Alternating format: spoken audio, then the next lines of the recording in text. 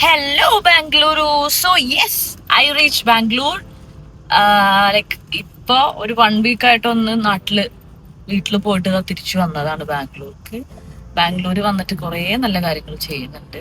അതെല്ലാം എൻ്റെ ഇനിയുള്ള വ്ളോഗ്സിൽ ഞാൻ ആഡ് ചെയ്യുന്നതാണ്. സോ ആസ് ഓഫ് നൗ ഞങ്ങൾ ജസ്റ്റ് ഇവിടെ എത്തി ആൻഡ് നിൽക്കാൻ പോകുന്ന സ്ഥലം കാണിച്ചു തരാം.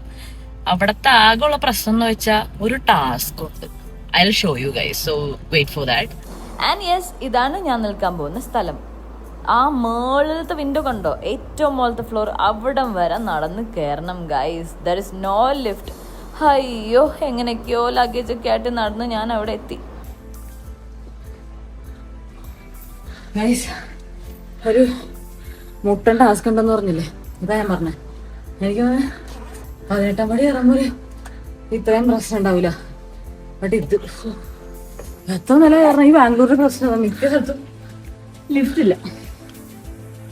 ഐശ്വര്യമായിട്ട് കയറി താമസിക്കാം.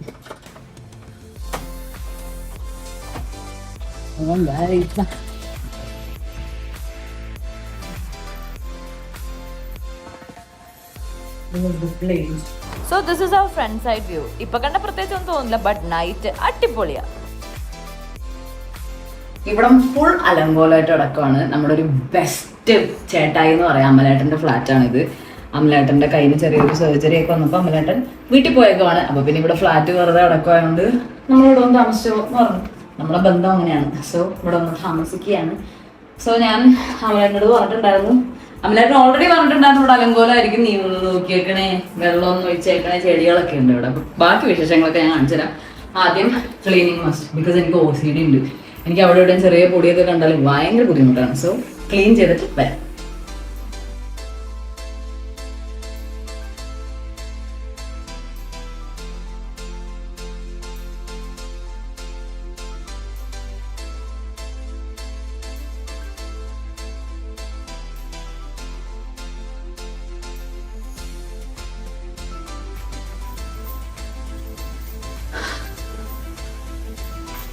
Almost done. ഓൾമോസ്റ്റ് അല്ല, സെറ്റ് ചെയ്തു.